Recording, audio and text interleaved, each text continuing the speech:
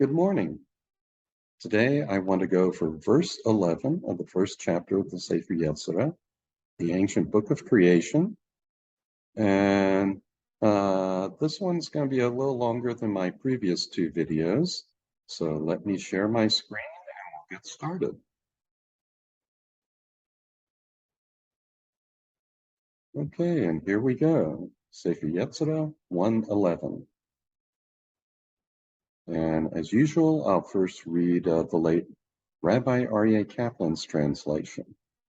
And once more, these passages are detailing the 10 sefirot, some of their original meanings.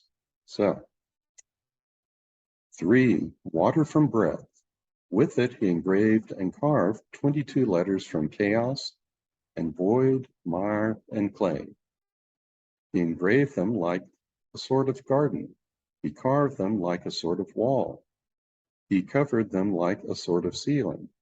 And he poured snow over them and became dust, as is written, for to snow, he said, become earth. Job 37:6. My translation, 3, water from spirit breath. It decreed and shaped with it 22 letters from inconceivable chaos to conceivable disorder, formless mud and formed soil, decreed and engraved as like a furrow, shaped as like a wall, covered as like a fortress, and snow is poured upon them and becomes dust, since it is said, to snow, it exclaims, be earth. Job 37:6. Okay, now as spirit begins to create, we first move from nothingness and no perception to a state of perceived chaos, disorder, which will in turn be superseded by more organized states of consciousness. Phrases such as formless mud refer to a disordered state, without structure that is perceived first, while formed soil refers to the emergence of structure and order. Next, we see a brief outline of the steps involved in creation. It all begins with a decree which is equated to engraving and creating a space for something new. Following this, we have shaping, where we mold and refine our creation. And lastly, covering like a fortress symbolizes the establishment of those boundaries that are necessary for solidifying the object's physical existence. And covering also creates an inside and an outside with respect to the object. Let's put that there. And at the very end of this passage, we see snow to earth being used as a metaphor for this creation process. At the initial stage of creation, our inspiration is like formless water. However, over time, it acquires a more solid structure, just as ice and snow can represent water that has been given form. And in the final stage, we have an honest-to-goodness real world, physical object as symbolized by the words dust and earth. Additional insight into the snow to earth transition comes from Rav Huna in Genesis Rabbah, the great rabbinical commentary on Genesis. Rav Huna makes the point that all creation originates on earth.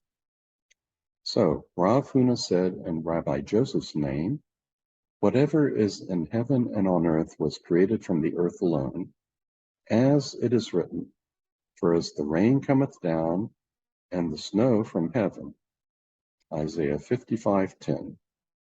Just as the rain's creation is from the earth, though it falls from heaven, so all that is in heaven and on earth was created from the earth alone. How is the rain's creation from the earth? Well, water from the earth evaporates, goes up into the clouds, and then rain falls back from the heavens onto the earth. Okay. Now in Genesis Rabbah, Rabbi Yudin goes on to say that the proof of this passage is found in Ecclesiastes 3:20. All are from the dust, and all turn to dust again. Furthermore, the message here seems to be that it is intent, namely our intent here on earth, that is the real beginning of the creative process. This view is supported by the following passage from the Zohar that says that just as it is the mist that rises from the ground that turns into rain, so does it take our intent from below to get the ball rolling in the heavenly realms. So from the Zohar, a mist went up from the ground, Genesis 2:6, to repair the deficiency below by watering the whole face of the ground. The rising of the mist signifies the yearning of the female for the male. According to another explanation, we supply the word not from the previous clause after mist, the meaning being that God did not send rain because the mist had not gone up, it being necessary for the impulse from below to set in motion the power above. Okay, so everything starts with our intent. That sets the ball in motion.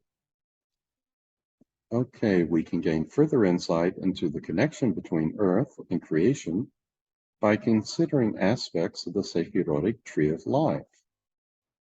The spheres on this tree are related to the letters of the most holy name of God, Yud He Vav He. In particular, the sefirot of Bina and Malchut are both translated by the letter He. Thus, these two sefirot are seen as intimately connected.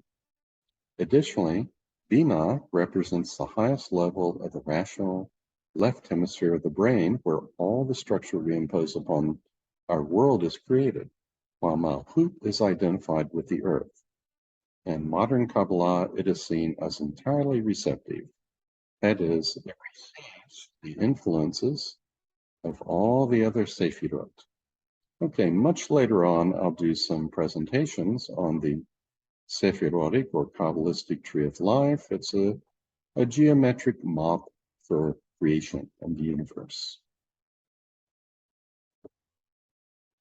However, once we understand the equivalence between Bina and Malchut, we can begin to understand that what is really being described here is a cycle of alternation between both creation and reception. In other words, think of Bina/Malchut as representing the conscious mind. Our conscious mind both creates our structured world and perceives our structured world, and in that way engages in a continuous cycle of running and returning. Running and returning, just as in the passages we went over earlier, that describe an ancient meditation process. Okay, thus all creation comes from the earth, and all creation returns to the earth. And this is a lovely passage from Isaiah 55. For my thoughts are not your thoughts, nor are your ways my ways, says the Lord. For as the heavens are higher than the earth, so are my ways higher than your ways, and my thoughts than your thoughts. For as the rain comes down and the snow from heaven, and returns not there, but waters the earth and makes it bring forth and bud, that may give seed to the sower and bread to the eater, so shall my word be that goes out of my mouth. It shall not return to me void, but shall accomplish that which I please, and shall prosper in the thing for which I sent. And finally, let's look at this passage from Ecclesiastes 1:7. All the rivers run into the sea, yet the sea is not full. To the place from where the rivers come, there they return again. Okay, think of the sea here as the sea of consciousness. All creation, everything we create, comes forth from consciousness, and then it's perceived by consciousness. And in doing so, knowledge of what we've created, it returns again to consciousness. Now, that's often seen as a three-step process, starting with the observer creating the observed, and then the observed knowledge of what's been created going back to the observer. But it actually all happens simultaneously. It's always all consciousness at the same time. Nothing ever leaves consciousness. Everything is always in consciousness. Both the observer and the observed are this conscious awareness. Okay, so ultimately, even though all creation begins with this intent, a rather mysterious thing, where does the intent come from? That's an unanswerable question. There's just this intent which suddenly creates a separation of wholeness into observed and observed. Since they're both the same, both consciousness, it actually makes no difference to say that creation comes from spirit or creation comes from the earth. From our point of view, we're here on earth, and it's our intent while we're here on what we perceive as earth or the created world that brings about further creation.